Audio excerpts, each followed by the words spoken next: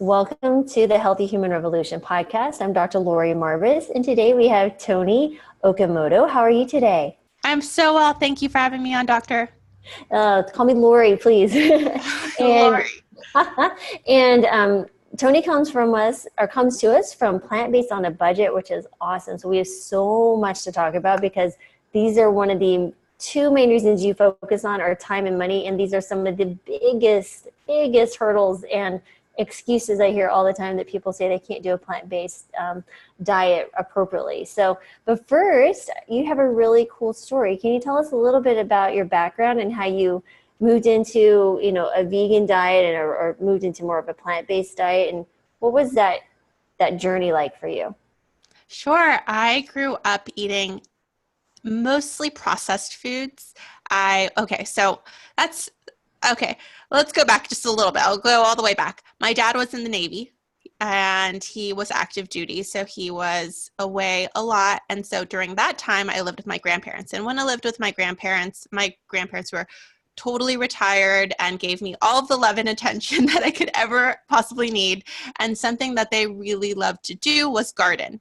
And so my early childhood, I did have access to a lot of fresh foods because my grandpa spent his time in his garden.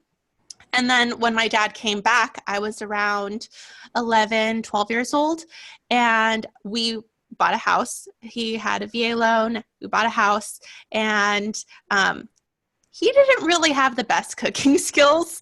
So we ate a lot of processed foods. Some of my favorite were those $1 pastas that were frozen, like Alfredo pastas, or a can of chili with hot dogs. So those are the types of things that we were eating, Hamburger Helper. And so I didn't have a lot of experience cooking healthy, fresh food, and neither did my dad. So from there, I kind of lived on a standard American diet until I hit my high school years and became a track runner.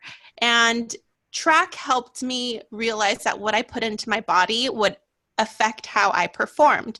And that was something that my coach taught me. I had been eating a lot of Taco Bell, which was the nearest restaurant to my school. So at lunch, I would leave campus and go have 2 tacos and a bean burrito and then come back and not understand why I was feeling so sick after I was really pushing my body. And he said, try eating healthier, try stopping the fast food lunches, maybe consider cutting out red meat. That would be good. And so that was the very beginning. The genesis of my plant-based journey was cutting out red meat from my diet. And I did not cut out fast food completely, but I stopped on days that I knew that I was going to be active.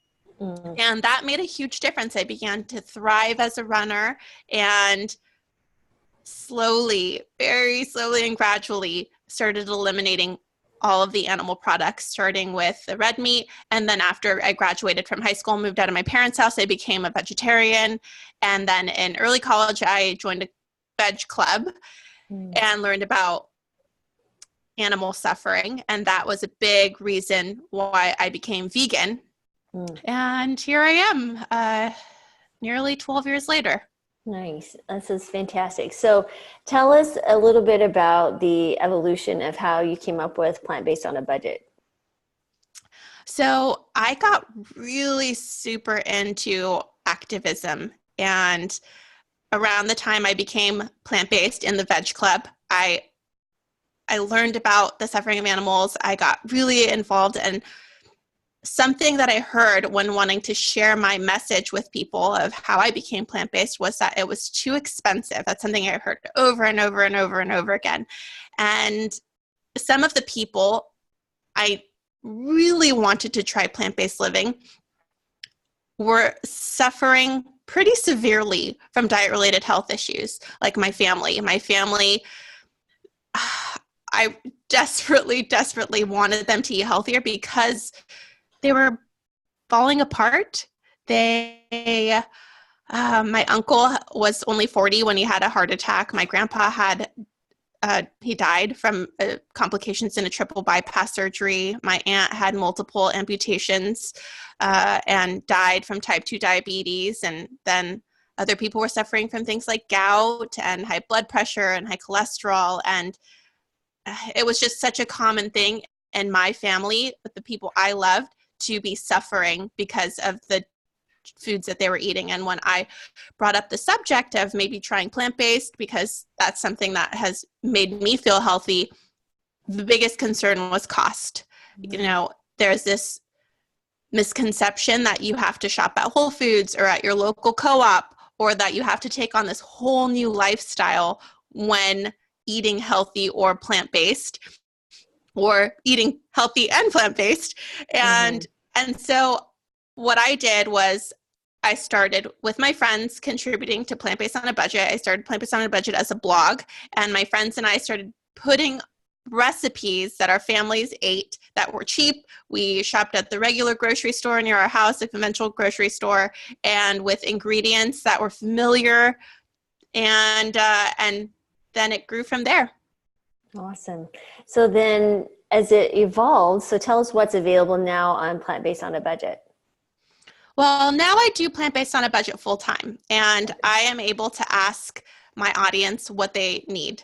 And so, as I mentioned, I started with just recipes, but I would regularly tell people, and at that time I was doing it as a passion project, so I had a full-time job.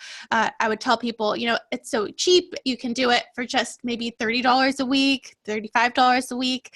And they'd be like, yeah, but I'm using your recipes and I'm having a hard time piecing things together and keeping my budget that low. Do you have maybe a meal plan or something? And so then I was like, okay, I know my audience is having a hard time. I'm going to start creating meal plans. And what I used as a model was the amount of money that is offered to people who receive maximum benefits of the supplement. Yep, exactly.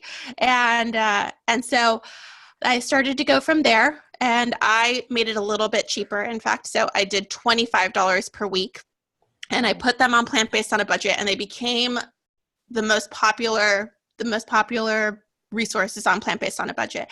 And I took that approach all along the years that I've been doing it. I've now run Plant-Based on a Budget for 7 years, and I ask people what they need and focus on creating those resources. So now I have a mini documentary called 7 Days Doc, which is on 7daysdoc.com, which is inspirational. So if people are having a hard time, we show that it can be done. And with that, we went on Craigslist. I did it with my partner in a lot of these resources. Her name is Michelle Kane. We went on Craigslist, said, we will pay for your groceries and we will guide you if you've been on this health journey and feel like you can't do it alone. We will guide you, we'll coach you, and buy all of your food and give you medical attention. So if you don't have healthcare insurance, that's okay. We will pay for it. And we found this wonderful man named Raul. He lived about an hour away from us in a rural town. He is from a Mexican community, doesn't cook ever. He ate fast food, he said, about 12 to 13 times a week. And every time he ordered about 7 or 8 things off of the menu, spending a ton of money. He was pre-diabetic, and he suffered with how he felt about his body.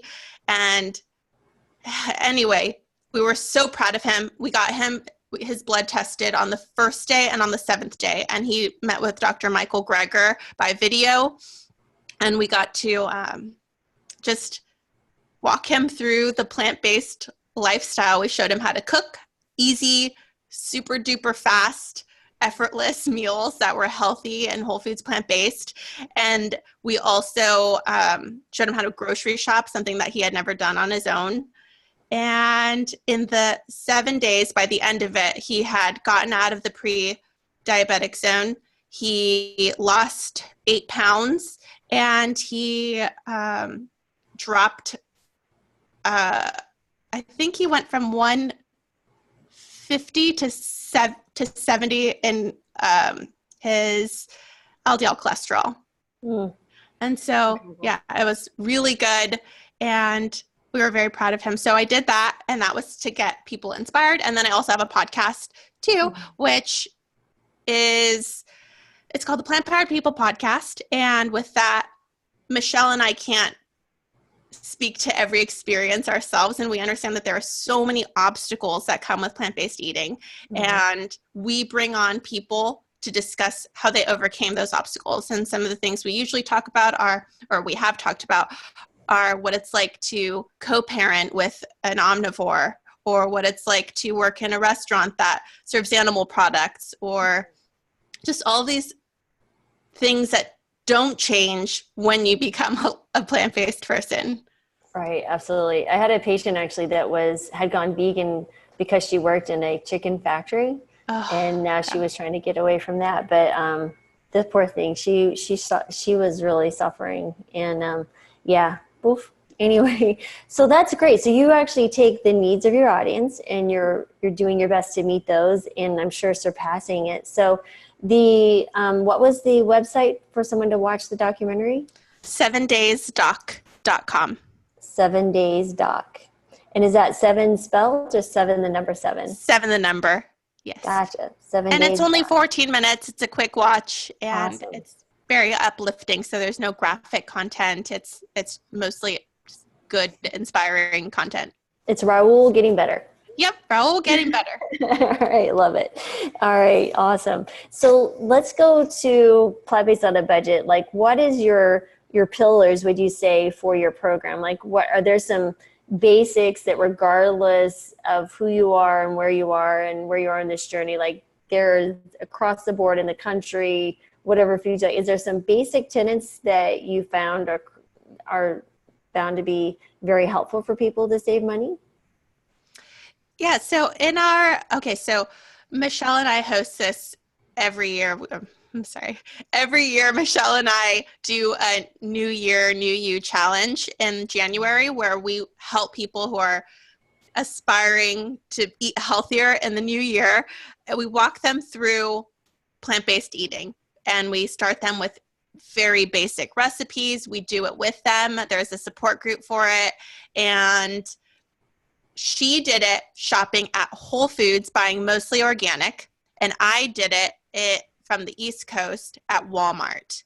And it was 2 totally different stores, but we both went into it, or came out of it, having a very affordable grocery bill. I think I spent about $20 for the week's worth of food at Walmart in Maryland, and she spent $38. And so if your goal is to eat 100% organic and you feel most comfortable shopping at a place like Whole Foods, you can still really cut your budget down by being conscious of what you're buying, by looking at the bulk bins, by making sure that you're swapping. We say kale, but spinach is dramatically cheaper, maybe $1 cheaper. Go for the spinach. We teach people how to do those types of swaps so that they're looking for the cheaper ingredients that will meet the same needs.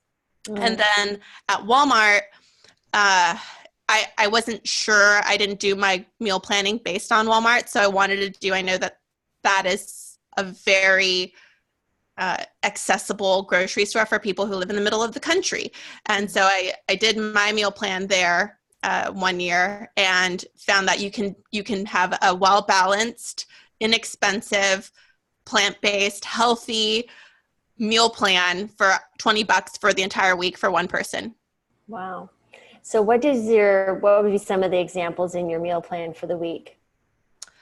For breakfast, it's pretty boring. There's a lot of oatmeal. Oatmeal is super cheap. And then I would do an unsweetened soy milk with banana as a sweetener and some seeds. Sunflower seeds are the cheapest, so I tend to go with some sunflower seeds in my oatmeal. And then for the entrees, you cook 4 entrees for the entire week, and then you use them as leftovers, so you're not spending so much time. I know that for myself, I work a lot, and the last thing I want to do after work every day is come home and make this elaborate meal. So I do a lot of the meal prep on one day, and I cook the meals, as many as I can, on my day off, so that I'm not worrying about it at all during the week after work. Mm. And I would do something like a chili, or I would do a stir fry with tofu, or a pasta with beans and a lot of vegetables. So those are what my meals look like. They're pretty simple and familiar and easy to make. Okay. What are your cheapest spices? Because I know flavor is a big one, right? So if to have someone stay on the diet, I found that we have to really talk about, flavoring food. So what are your cheaper spices, or any tricks there at all? Yeah. So I was on the East Coast last week. I live in California. And so we don't have a Giant where I live, but there was a Giant in Arlington where I was staying.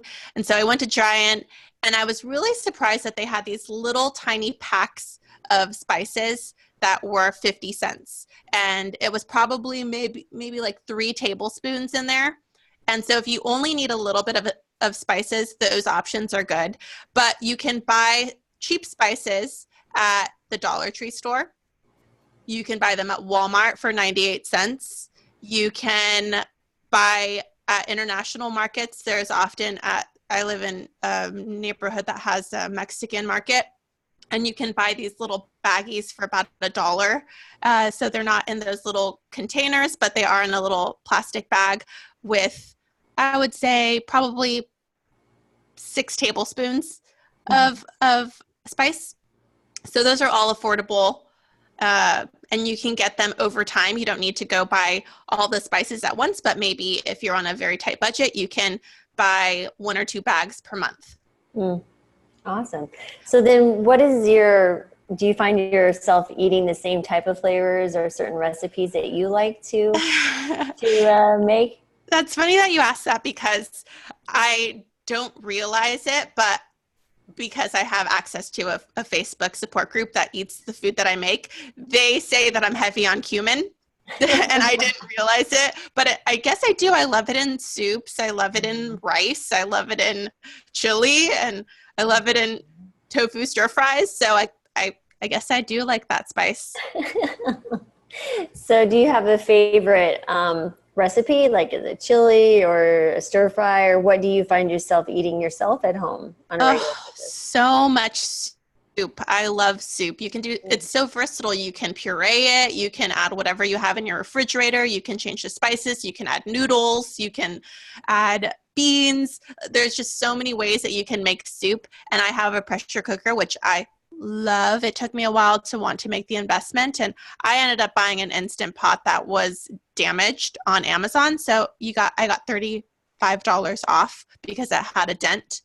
But you can buy a cheaper pressure cooker, and that is not an Instant Pot, and that makes my cook time way lessened. I can cook quinoa 4 to 5 minutes. And I cook brown rice in 20 minutes, and I can do a soup in 4 minutes. So it's just a tool that has cut down my cook time, my active time in the kitchen. Yeah, and if you consider your time is your money, right? That is yes. worth the investment. It'll pay dividends in the end over time. For sure. And I bought a second.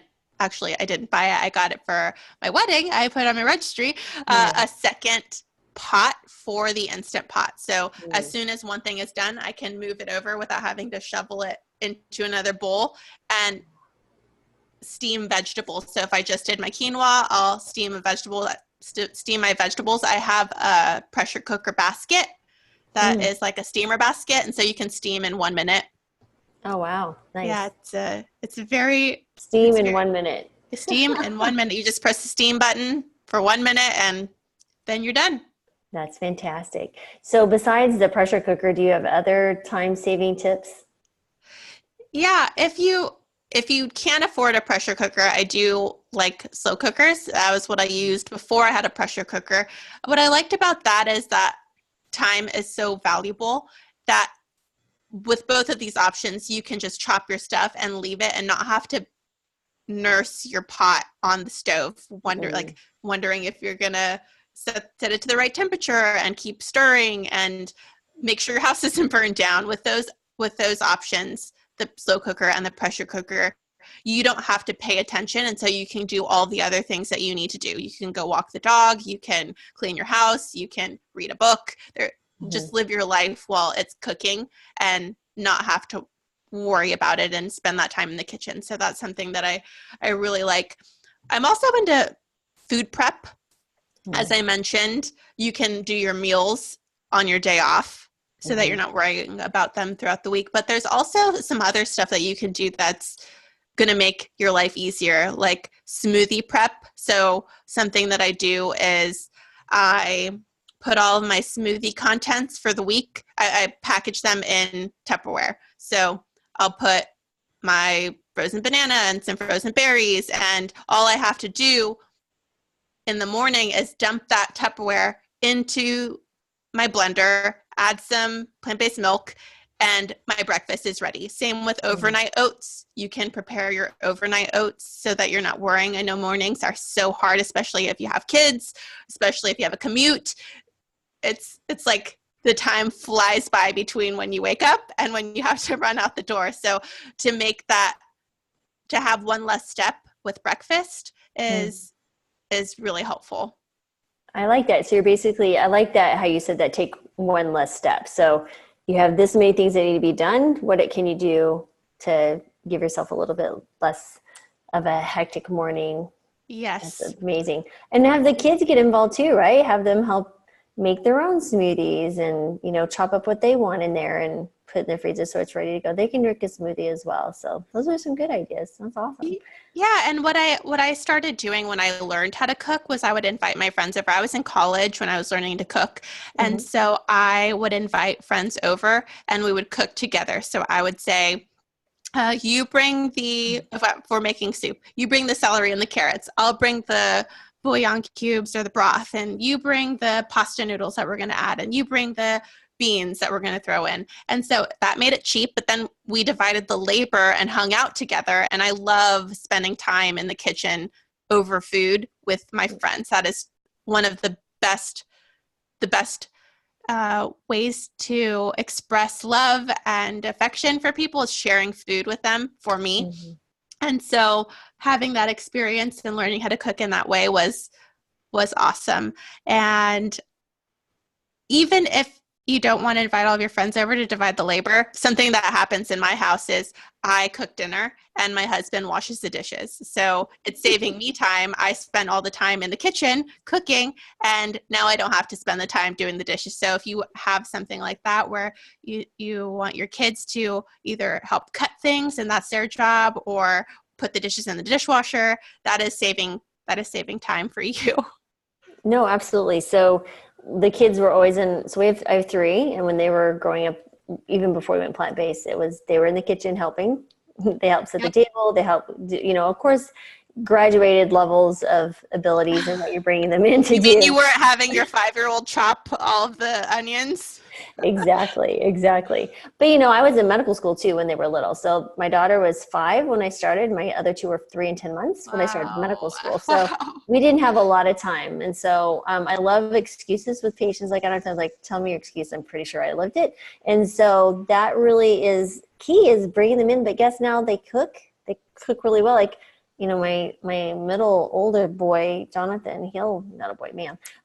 He cooks stuff and we're walking and going, what you cooking? Well, it sounds kind of good. So, but that's true. When you bring it in, it's time to talk. You're building relationships with your family. They're talking to you. They're not on their phones, that type of thing. And that is absolutely true. But we always had the rule, if you dirty a dish, you clean it.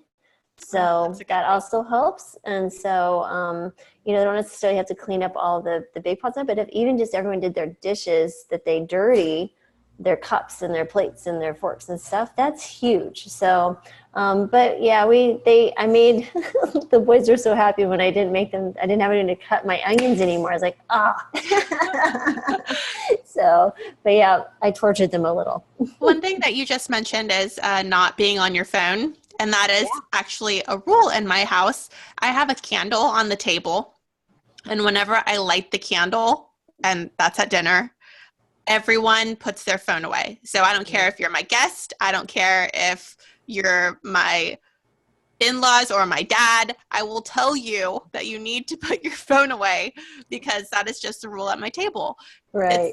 It's become such a world obsessed with technology and fast communication. Like if someone messages you, you feel obligated to respond immediately, regardless of the importance. And that makes whoever you're hanging out with have a break in connection. So in order for me and my husband, mostly that's who I'm regularly dining with, every day we have dinner at the dinner table and we put our phones away and we catch up on what happened in our lives for the time we didn't see each other. Because that's a long time when you work a full-time job and you don't get to hang out with your kids or your spouse. And to have that quality time that's uninterrupted is really meaningful and special. Yeah, absolutely. Especially as they become more active and everyone's doing their own activities. And then once they're teenagers and they're driving, and before you know it, they grow up and they leave. And you're like, what just happened? Yeah. So that time is really important. And I feel fortunate that we were kind of in this time and my kids weren't big into social media. So, you know, as that social media has become such a mainstay in everyone's life and being online, we weren't really on it as much until they got a little bit older. They were in high school or even past high school that they would even, because they knew I'd be on there stalking them as well. So I have no problem stalking children. So, that turned out into our benefit, but it is, you can get sucked in so quickly. And it's so sad to go to restaurants and see people, you know, there's, you know, 6 people sitting at the table and they're all like this, you know, looking at their phones. I'm like, you guys are together. I feel like going up and saying something, but boy, that alone could save time, right? So put away your phone so you're not distracted, and you may save 30 minutes more time than you realize when you are making a meal. Exactly. Absolutely. So when you're grocery shopping, so tell us a little bit about what we should be looking for. Like, when do we know something's a good deal in a grocery store? Like, is there certain parts of the label we should be looking at, the pricing units, or like what exactly would you consider a good deal? Yes, that's a good question. So when you walk into the grocery store, there are a lot of what seem to be good deals. So they're highlighted. They are either right when you walk in the aisleway, they're at the caps of the aisles, and they're like big sale signs. Just skip right over those because those are often paid displays by the companies, and that doesn't mean that they're the cheapest. They're on sale, but it doesn't mean that they're going to be the cheapest option. And so what I like to do is go to the section of the thing that I actually need. So say I need salsa and I see salsa from Pace that's on sale right here. I'm still going to go to the salsa section to make sure that that is either the best deal or the best for me that I want. And then I look at the price per ounce. So the price per ounce will give you a better sense of how much you're actually spending on the food that you're getting. And oftentimes it's the store brands that are the cheapest. So I'm usually getting whatever is the store brand. And it's interesting because sometimes the store brand is just a brand that may be a big brand with the store brand's label slapped on it. And so the private labels, it doesn't mean that the grocery store made that food. It could be that they just work with a brand, get a discount from them, and are able to pass along those savings with their label on it. Mm-hmm. Absolutely. And then I found if you sign up for this was a surprise to me. So I lived in Western Colorado. I shopped at Walmart often, or a City Market or a Kroger store. I lived in a little town. And what's funny is I signed up for the Kroger store card and, you know, for discounts on gas. That was the original reason. And then before I know, I started getting coupons for all these healthy foods, right? It was produce, $20 off produce. Are you kidding me? And it would be all these amazing stuff. And I was like, they quit sending me, you know, coupons for stuff that I didn't eat any longer because they want you to come back. And I always tell people, sign up for those cards. You're going to be sent coupons for the things that you eat. And I'm like, seriously, $20 off produce is phenomenal, or frozen fruit. Oh my goodness, you get buy one, get one free. Are you kidding me? This is phenomenal. So, and our bill dropped. There were 5 of us. At the time we went to a plant-based diet, there were 13, 15, and 18. That was 7 years ago. And my bill dropped.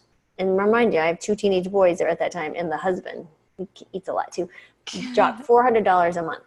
And Wow. yeah, and I was just like, are you kidding? So, of course, then we started looking at healthier options and eating less processed, but that was just a switch to just plant-based foods. And some of it was still processed because I was buying Boca crumbles at first. So I was like, how do I replace the meat that we had in our chili? Because I grew up in New Mexico. I was like, I love cumin's one of my favorite go-to as well. So I was like, that really made a big difference. And so it's like, boy, this is like getting a raise. I didn't have to work harder. Yep.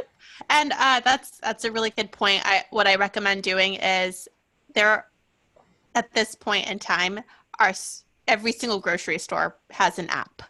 And many of them have digital coupons. So if you go to Target or Sprouts or Walmart or all these big stores, they have an app that offer additional savings. So you can go in. And I remember my mom, she would come in with this like really big accordion folder that was organized with paper coupons, and it'd be like done by store and then by what section of the store it was. And she's super organized. She'd come with this big organized accordion folder, look in it, hold up the line, pulling out coupons. And now we don't need to do that. You can privately in your own home clip all the digital coupons and then quickly scan your barcode when you're there, and it's not holding up the line or embarrassing.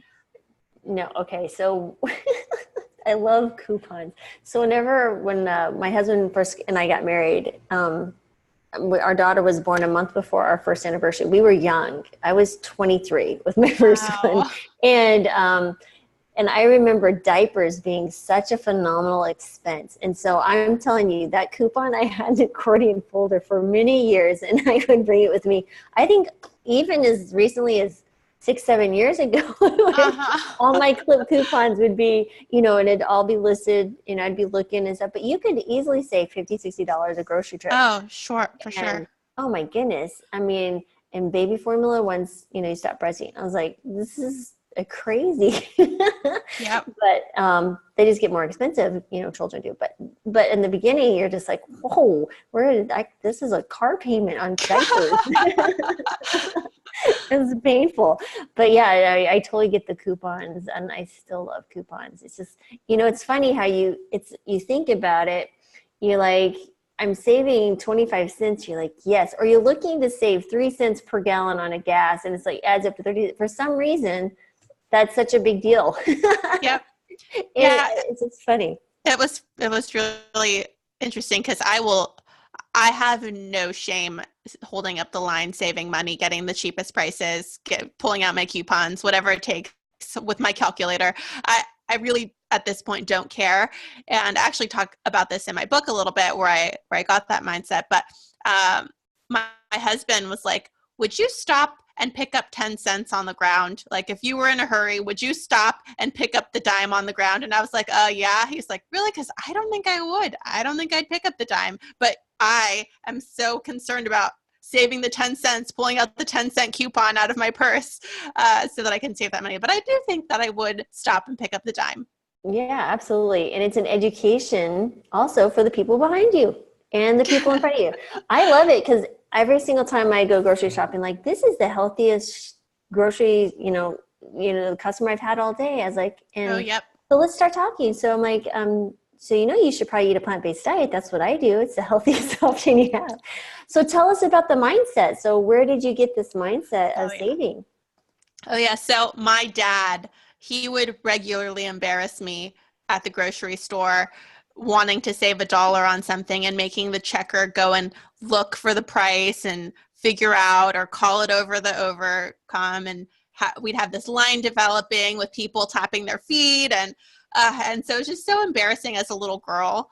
But my dad, I remember being like, Dad, please, you're embarrassing me. We don't really need to save the $1. And he was like, why? And I said, these people they're like annoyed with us. And he's like, do do you think I care? They don't pay my bills.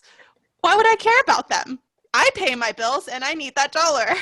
And so now I always think, right, all these people, I don't know them. They don't worry about my finances, and therefore I'm sorry they're inconvenienced, but I don't feel bad that I'm trying to do what's best for me and my family. But that's your perception of and if they're feeling inconvenienced, there's other lines, there's other grocery stores, there's other times. So That's true. People are just impatient. And I think, use that time to talk to the person behind you. Say, hey, how's your day doing? Or, check your Facebook scroll. So most of them are doing anyway. So yeah, we become so disconnected, and even doctor's visits, right? So I do telemedicine now for the last 2 years, and I love it. And so what was interesting, it's very true. So when you look at patients and they talk about their visits, there's always like something between the doctor, and they're looking down at their computers and the doctor's not being even a doctor anymore. So even your doctor visit is you're not connecting with each other, which is unfortunate. So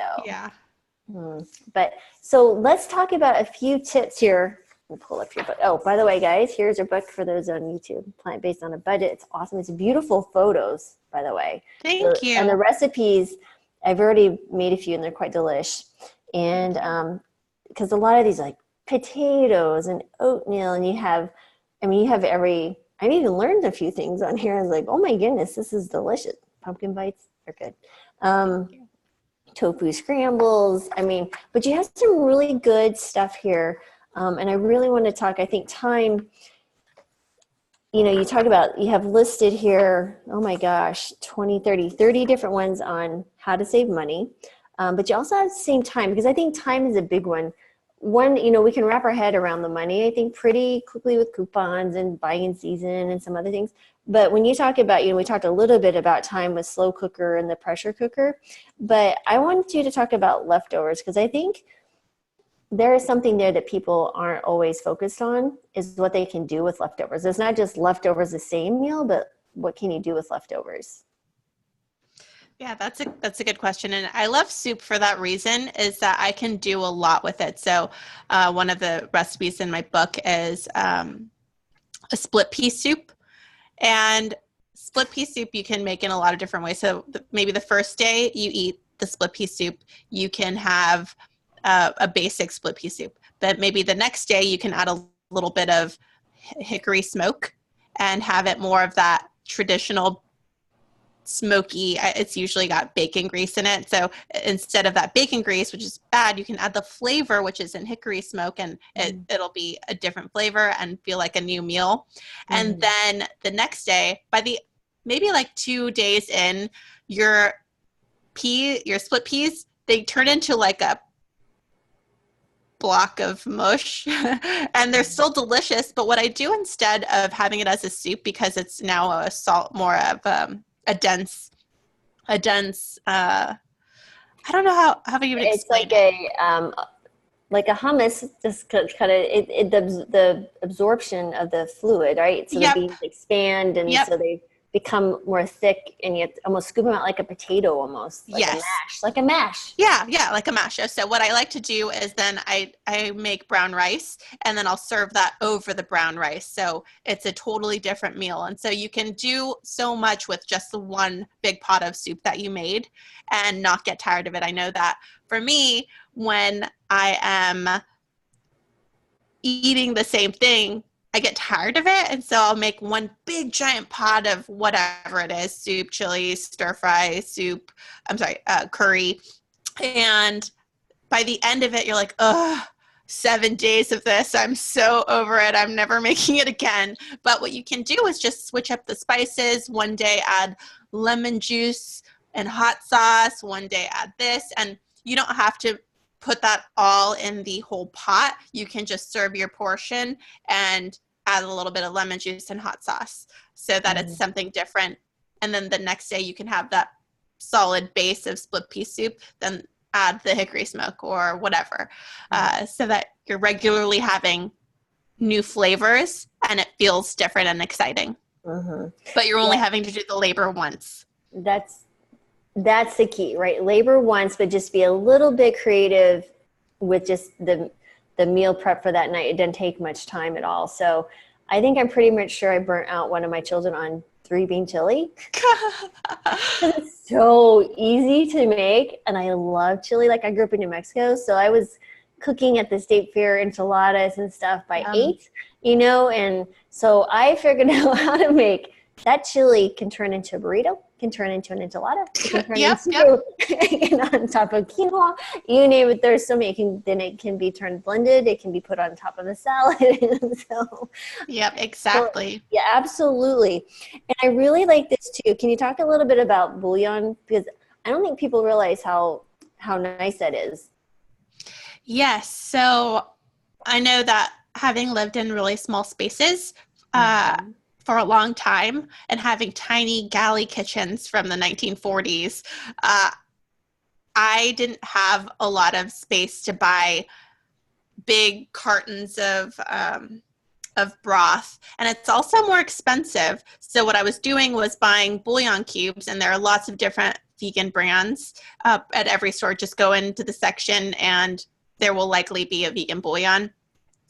Even at places like Walmart, there is. And so I started with those. They're very flavorful. You can adjust the water. So if it's too salty for you, just add more water. And what I've done is play with it over the years. So their suggestion may not be what I want it to be. And I will play with the water, with adding the water. Mm-hmm. And so I add more water so that it's a little bit less salty, but still flavorful. Mm-hmm. It is a richer taste than the store-bought cans of broth or containers of broth. So I enjoy it. It takes up less space. It's a lot cheaper because it's concentrated, and it's more flavorful and easier to play with and adapt to your own flavor palettes.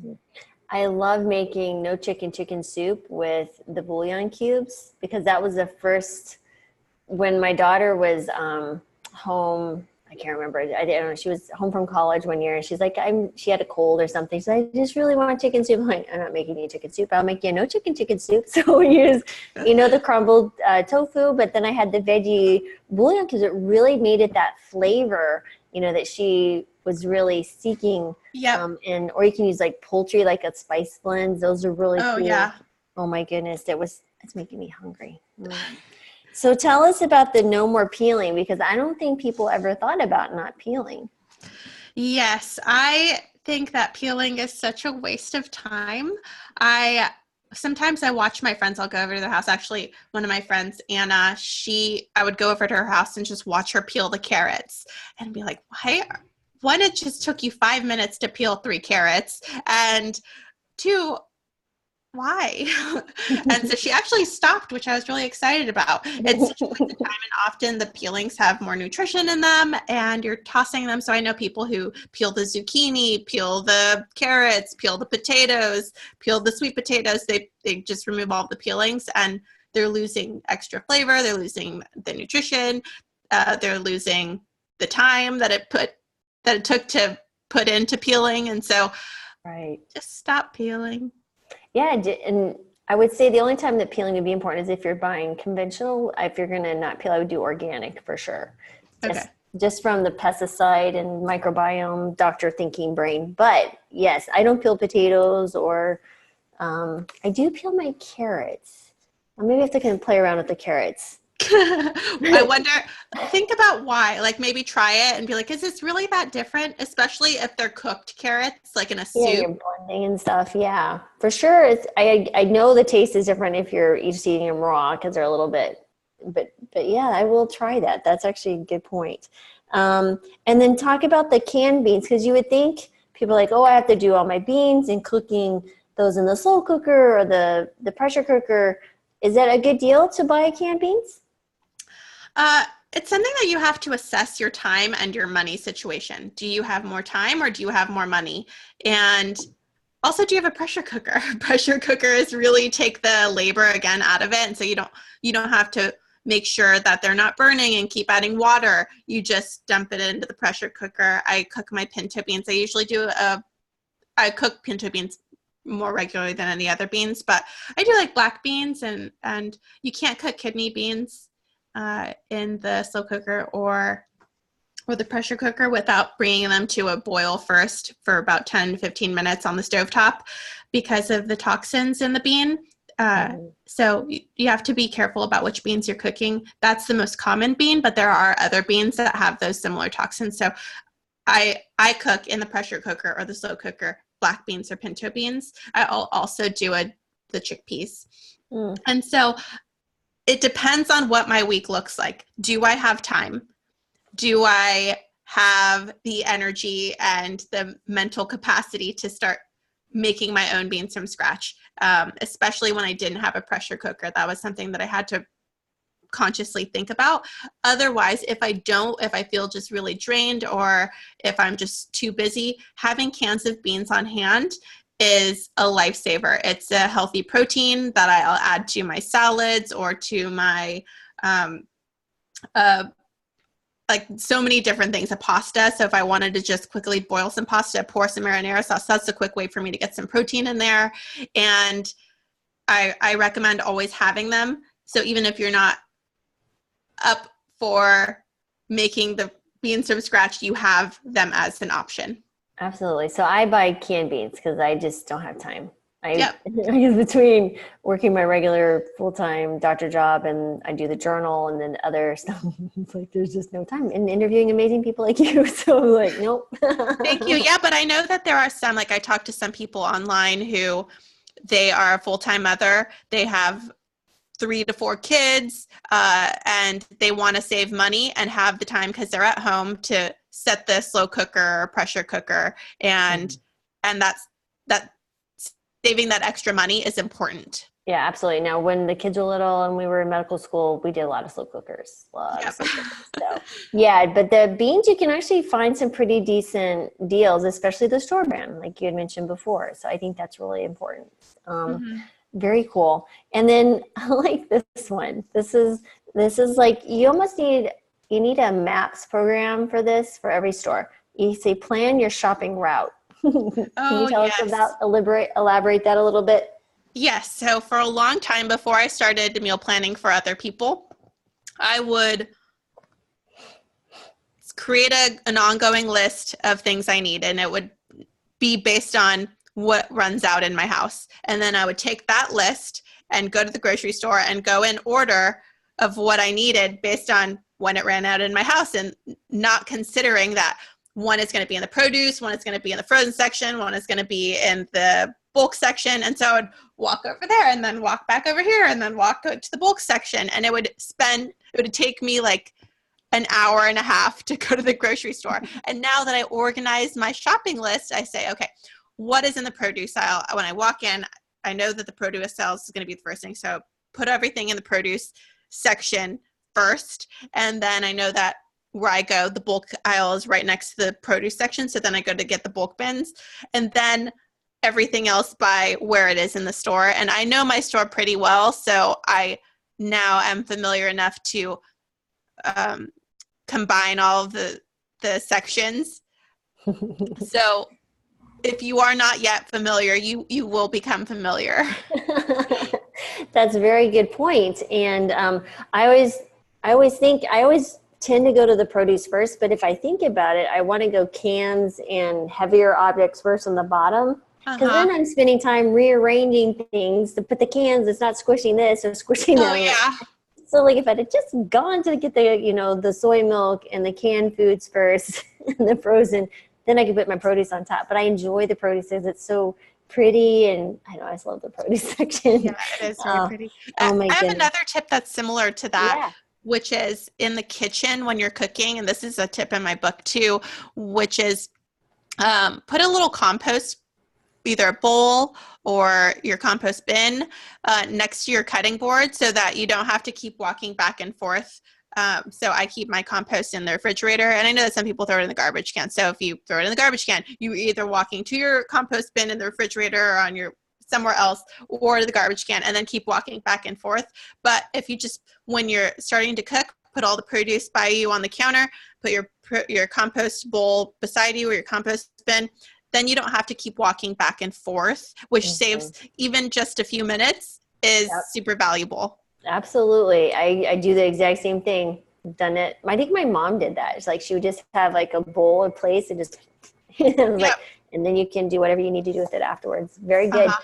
And I know you're pressed for time here, but I want this one. I think is on. That's why I saved it for last. I think it's really, really important. So we've tried to minimalize. We've really got rid of a bunch of stuff as the kids grew out, and we didn't. We going to a much smaller place over the last 3 or 4 years. But I think part of that though too is like you mentioned here, it says get to know your kitchen. So you're minimalizing, but there's a few things, items like the good knife and stuff that you would talk about here. But can you tell us what would be what do you mean by get to know your kitchen? Because I think kitchen organization is really, really helpful. And if it's done thoughtfully, it can save a ton of time.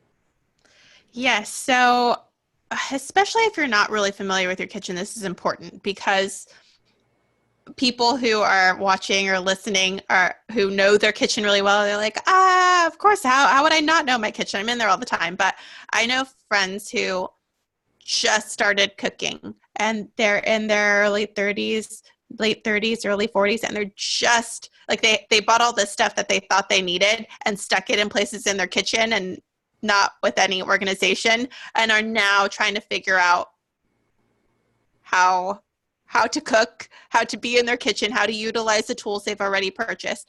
Okay, so organize it so that everything is grouped with like tools. And for example, in my kitchen, pretty close to my stove, I keep my pots. And that way I'm not traveling across my kitchen. And then right beside my, okay, I wish I had like a chart to show you, a diagram of my kitchen. Then I have the knives where I would do my cutting. So I have a special spot. I don't have a very big kitchen and I don't have a lot of space. So I put it where I have the most space to cut produce. So I keep right underneath that counter space. I keep my knives on top, and then I keep my cutting board right below. And so it's easy for me to just quickly top it right there. And then that's right next to the stove where I can take the pot or pan, put on the stove and cook. And I'm not traveling across my kitchen back and forth. And the knives, that is something I talk about in my book, where I didn't even know good knives were a thing. I've got some hand-me-down knives that my parents had spent decades already using, and it would take me 5 minutes to cut a tomato. And I just thought, this is how you cut tomatoes. You saw them for minutes. And so then investing, and I didn't even buy really expensive knives. You can get them at Marshall's or Ross or something like that, or Home Goods, $5 good, decent Cuisinart knife, or you can go on Amazon and get a pack of them for $20, which is what I did, which it came with a bread knife and a paring knife and like all these different knives for $20. And I think right now they're on sale for $17. So yeah, getting a good knife will save you a lot of time in the kitchen because it's a very quick slice instead of sitting there for minutes sawing. So yeah, let me tell you about knives. And a dull knife will cut you faster than a sharp knife, for sure. And so the one thing too that for those with moms, Mother's Day is coming up, I will tell you, make that a Mother's Day gift. And so what we have, I have a block. So about 5-6 years ago, my husband started me on my knife set journey. So I got the first knife and then I got the second knife. So birthdays and Mother's Day. So there's a little bit more expensive knives, but boy, they are really nice knives. And there's this like, right now I'm in Florida for 4 months and our stuff is in Colorado, and I was like, I really miss my knives. So I was like, every single day that I'm prepping, like, I need my knife. So I resonate. But that might be another option is, if you have someone who's in the kitchen and always cooking, and if they would appreciate something like that, don't make it sound like, oh, I need you in the kitchen, Mom, or here's a knife, but more of like, oh, I really want a good knife. Yeah. Mom would appreciate. It's like finding someone a vacuum cleaner. Depends on their perspective, but that would be a really good option. Like I would be tickled over a good knife. So yes. So I recently got married about a month and a half ago, and I was so thrilled that there are so many things I I would probably have never bought for myself ever, even though I'm a professional cook. Yeah. And for my wedding registry, I put good knives and all clad, a couple all clad pots and pans. And so now I have these lifelong tools that will serve me many times, Yes. hundreds and thousands of times for the rest of my life. And so, yeah, I think that that's a great gift. Yeah, absolutely. And the one other thing too we bought when we first started this journey was a Vitamix. It's still going, and it's the best. I mean, we did have to replace one canister because it got dropped and broke. But other than that, that thing has lasted, and it's used multiple times a day. Do you mostly do smoothies, or do you do more than that? Smoothies and sauces and soups and Nut butters.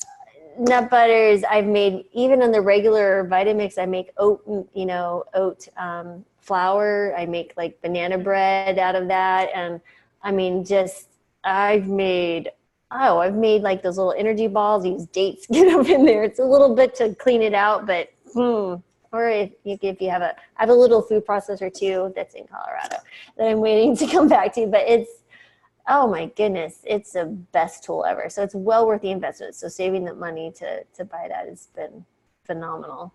Yes. And if there are people who, this is something I wrote extensively about in my book, but Yeah. if there are people who don't have anything, don't feel like you need to go out and buy everything before you can start eating healthy, you can use whatever you have. Go to the thrift store, get a pot and a pan, get some basic knives. It doesn't have to be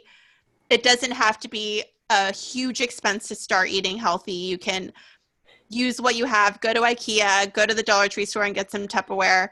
You don't need the top of the line cooking utensils and tools. Okay, this is so funny. You brought back a very interesting memory. So when I was in college and we got married a week before we graduated college, and we were about to move into our first place, and I didn't have, you live in a dorm, you don't really have anything. So where I was an RA, we lived with, I went to a Catholic university. I'm not Catholic, but I went to a Catholic university. I went to Catholic university too. Awesome. Where'd you go? University of San Francisco. University of Portland. Oh, nice. And so it was funny it's not funny, but there was one of the assistant directors had passed away, but he had all these pots. I mean, these were brutal. They had been beat up at pots and some stuff, and the RD was trying to get rid of them. So I got like this whole box for like $20. And that lasted the first 10, 15 years of our marriage. Was this man who had passed. And you know what? It was awesome because they had big pots, didn't match, and they were, I'm sure not, the best as far as like people looking at coatings and environmental. But for us, it was like, it was a pot that held food, and exactly. That was the best.